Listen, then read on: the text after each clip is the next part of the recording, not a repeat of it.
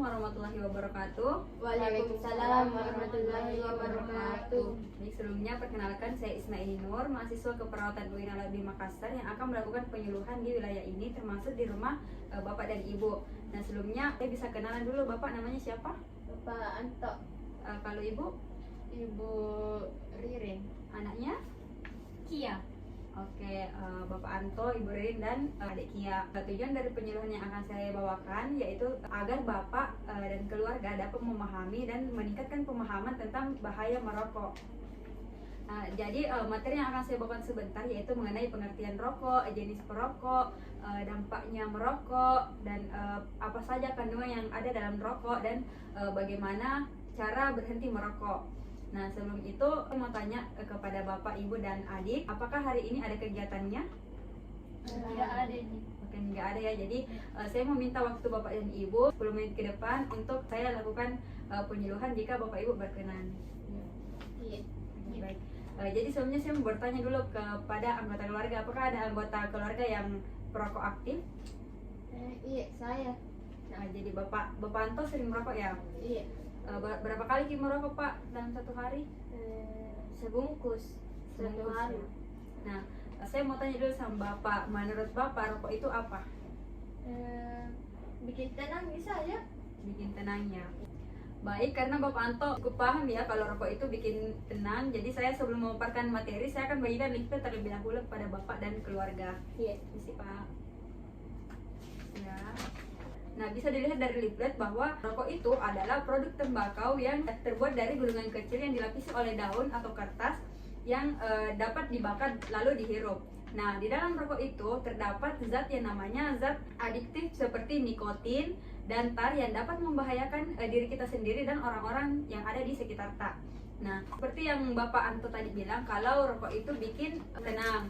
Nah, karena di dalam rokok itu terdapat zat nikotin. Nah, zat nikotin ini selain bikin tenang, dia juga dapat membuat diri kita itu menjadi ketagihan dan mau terus mencoba untuk merokok.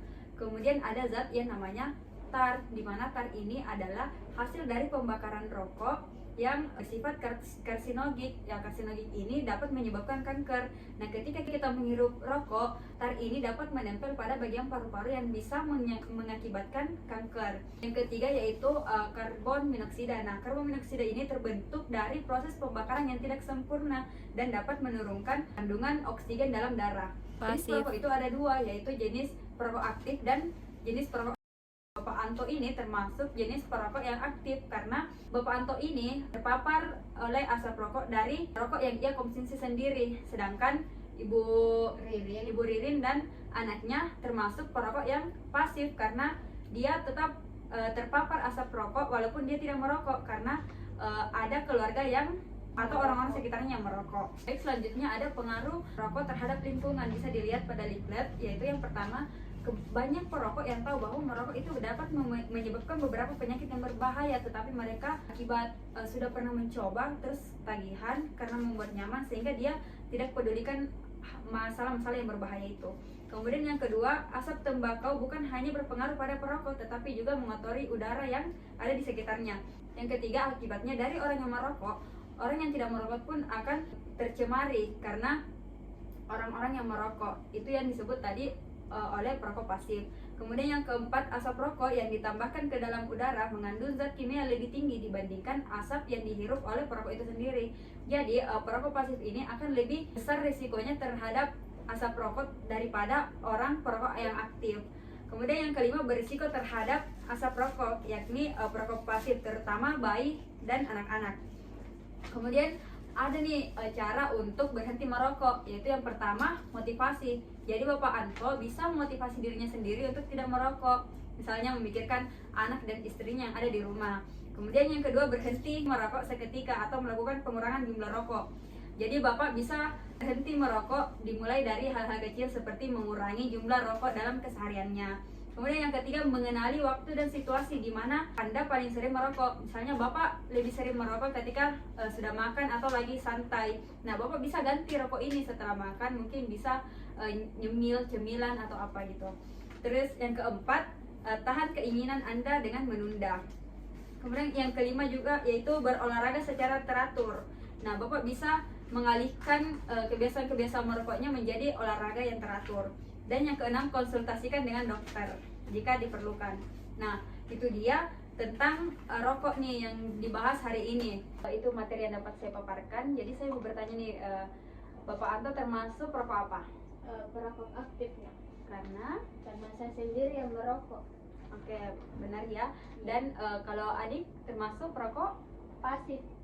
karena bapak saya kan merokok, lalu asapnya kan biasanya menyebar. Nah, saya dengan ibu saya ini pasti menghirup. nah, betul sekali ya. Jadi walaupun adik dan ibu tidak merokok, tetapi tetap berisiko tinggi jika tetap berada di lingkungan yang merokok.